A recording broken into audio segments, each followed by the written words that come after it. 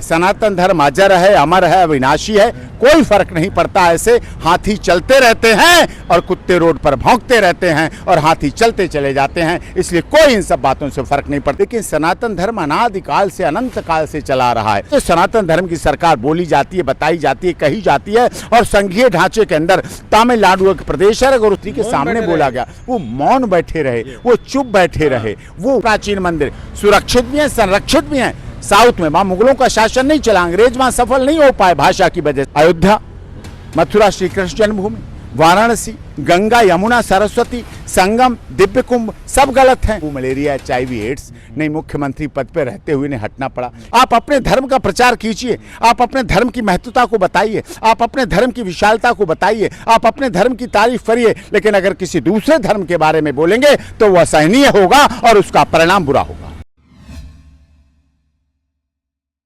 नमस्कार दोस्तों, तो मैं हूं फिर सुप्रीम कोर्ट के परिसर में और हमारे साथ डॉक्टर AP सिंह जी हैं, सीनियर अधिवक्ता सुप्रीम कोर्ट। और मुद्दा दोस्तों जिस तरीके से बात हुई वेस्ट बंगाल की जीत की, प्रचंड बीजेपी की जीत की और शुभेंदु जी बने CM, लेकिन साथ साथ में बात चल रही थी तमिलनाडु की। और जिस तरीके से थलापति विजय ने एक तरह से क्या कहेंगे फिल्मी स्टाइल में जिस तरह से विजय पाए, एक टाइम आते ही के साथ ही इस तरीके 100 से ऊपर सीटें आना, सब कुछ आना, लेकिन फिर भी वो सरकार बनाने से चूक गए। और वहीं पर जो उदयनिधि स्टालिन का बयान बताया जा रहा था, कारण है उनको मुँह की खाने का, जिस तरीके उन्होंने सनातन को डेंगू और पता नहीं क्या क्या कहा था, जिस तरीके से नीचे दिखाने की कोशिश की थी, इसकी वजह से वो। लेकिन कल जो बयान दिया उन्होंने, फिर सनातन को फिर टारगेट किया, मतलब रस्सी जल गई, बल नहीं गया।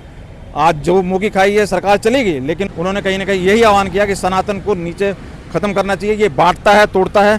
काफ़ी गंभीर मुद्दा है, क्योंकि और किसी धर्म पे इस तरह से बोलते हुए नजर नहीं आते। तो डॉक्टर AP सिंह जी समझते हैं कि आखिर रस्सी जल गई, बल नहीं गया, कैसे देख रहे हैं सर उनके? आपने बहुत अच्छा नाम दिया, रस्सी जल गई, बल नहीं गया, ये सच्चाई है।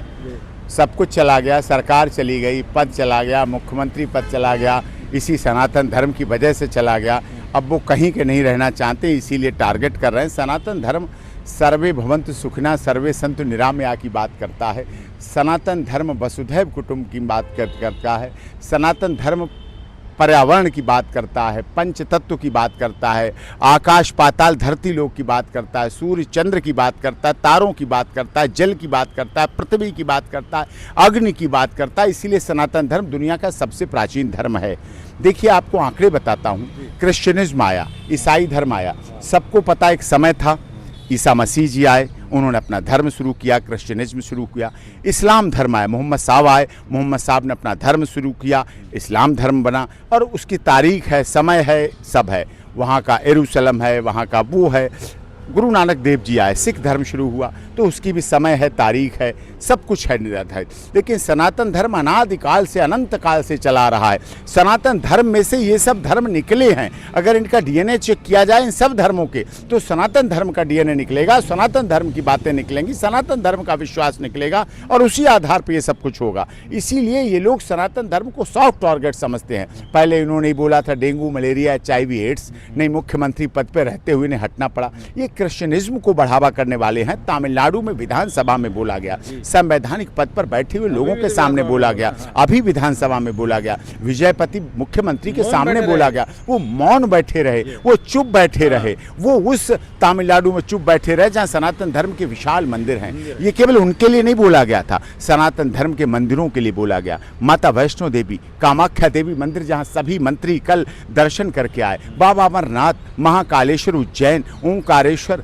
सारे देव, बाबा धाम, सब भक्ति आस्था श्रद्धा के केंद्र हैं, सब प्रतीक हैं। अगर ऐसा बोल रहे हैं तो आप इसका मतलब अयोध्या, मथुरा श्री कृष्ण जन्मभूमि, वाराणसी, गंगा यमुना सरस्वती संगम, दिव्य कुंभ सब गलत हैं, सब नकली हैं, सब गलत हैं। तो इसका मतलब तो यही हुआ, ऐसा आशय करने का मतलब। तो इसीलिए ऐसा नहीं करना चाहिए और उन्हें ऐसा नहीं बोलना चाहिए। और अगर ऐसा बोलने की उनकी आदत पड़ चुकी है तो सरकार को, देखिए गृह मंत्री को मैं बड़ा साफ कहता हूं, उनके मुख्यमंत्री चुप रहे, वहां के महामहिम गवर्नर साहब चुप रहे, वहां की पुलिस चुप रही, गृह मंत्री जी को उस पर एक्शन लेना चाहिए। सनातन धर्म की सरकार बोली जाती है, बताई जाती है, कही जाती है, और संघीय ढांचे के अंदर तमिलनाडु एक प्रदेश है। अगर उस तमिलनाडु की विधानसभा में सनातन धर्म के लिए ऐसा बोला जाएगा तो ऐसे लोगों के लिए देशद्रोह और रासुका जैसे कानूनों के तहत लगाकर गिरफ्तारी करनी चाहिए, जिससे दोबारा कोई बोलने, दोबारा कोई कहने की हिम्मत न कर सके। पर मुद्दा यही हो रहा है कि अब जिस तरीके से वो सरकार उनकी चली गई, लेकिन थलापति विजय का मौन रहना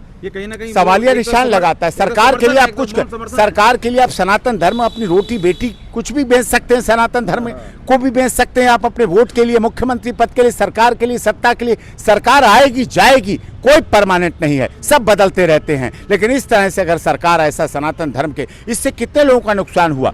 तमिलनाडु के कितने सनातन धर्म के प्रेमी जो विशाल मंदिर हैं, साउथ इंडिया में विशाल मंदिर हैं, क्योंकि वह मुगल नहीं पहुंच पाए थे, भाषा की प्रॉब्लम थी, इसलिए मुगल नहीं पहुंच पाए। इसलिए सनातन धर्म के मंदिर सबसे अधिक प्राचीन मंदिर, सुरक्षित भी हैं, संरक्षित भी हैं साउथ में। वहाँ मुगलों का शासन नहीं चला, अंग्रेज वहाँ सफल नहीं हो पाए भाषा की वजह से, उनकी अपनी भाषाएं थी, खान पीन था, पहनावा था। और उसके बाद अगर ऐसा सनातन धर्म के साथ बोला जाता है, कहा जाता है और हमें सुनना पड़ता है, तो हमारे लिए बड़ी असहज की स्थिति है। और इस देश के सांसदों को, तमिलनाडु के सांसदों को, तमिलनाडु के विधायकों को एक अपना रिप्रेजेंटेशन महामहिम गवर्नर साहब को देना चाहिए। हम भी इसका लेटर भेजेंगे यहाँ से और उनको उनके खिलाफ कानूनी कार्रवाई होनी चाहिए। सवाल यही है कि और धर्म के खिलाफ तो इनकी आवाज नहीं निकलती, बताइए, खुद से कन्वर्टेड एक तरह से, और ये हिम्मत आती कहाँ से? क्या इन्हें मतलब क्या इससे इनको कुछ कहते हैं ना, कुछ भी करेंगे तो कुछ अचीवमेंट, देखिए क्या अचीवमेंट है इनको, क्या लग रहा है? देखिए, धर्म कोई भी आप माने, पूजा करें, भक्ति करें, आस्था करें, श्रद्धा करें,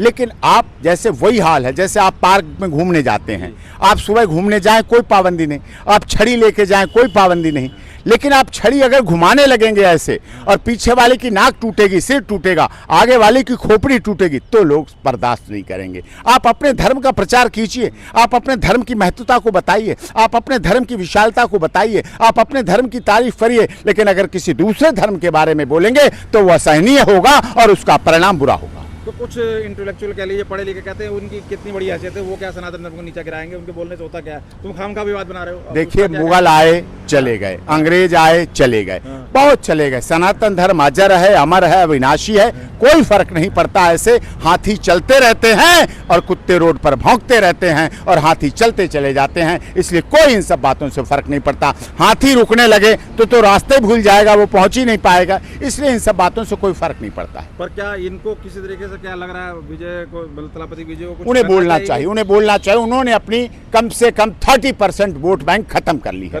इस बात को करके पहले दिन वो आउट हो गए हैं और अपनी 30% वोट बैंक खत्म कर ली है और भारतीय जनता पार्टी की वोट बैंक को बढ़ाने का काम किया है। जैसे ममता बनर्जी, ममता दीदी ने श्री राम का नारा लगाने वाले को रोक कर गालियां दी थी, रोका था और उनकी वोट बैंक खत्म होती चली गई। इसी तरह से तमिलनाडु में जो सनातन धर्म का विरोध करेगा और खिलाफ बोलेगा, वो अपनी वोट बैंक को खत्म करेगा। शुभेंदु अधिकारी को तो ममता बनर्जी ने नीचा दिखाया, उधर हेमंत बिस्वा को राहुल गांधी ने कुत्ते को बिस्कुट और बहुत सारे, ऐसे ही बताया जा रहा है तलापति विजय को भी कहीं ना कहीं इग्नोर किया गया था और फिर वहां पर बैठना शपथ ग्रह में, क्या लग रहा है? इग्नोर नहीं किया, किसी नहीं किया। उनके इग्नोर पहले कभी किया है तलापति विजय के बता रहे हैं? देखिए, नहीं, वो पहली बार राजनीति में आए, अभी पिछले साल उन्होंने पार्टी बनाई, वो एक कलाकार थे, कलाकारों की भूमिका वहाँ तमिलनाडु में रही, चाहे एन.टी. रामाराव जी रहे हों, चाहे जयललिता जी रहे हों, चाहे लोगों का प्यार कलाकारों के मिलता, वो रुझान है लोगों में, उसमें भाव है, होना चाहिए, कलाकारों का सम्मान होना चाहिए। हमारे भारत के लोकसभा, राज्यसभा में भी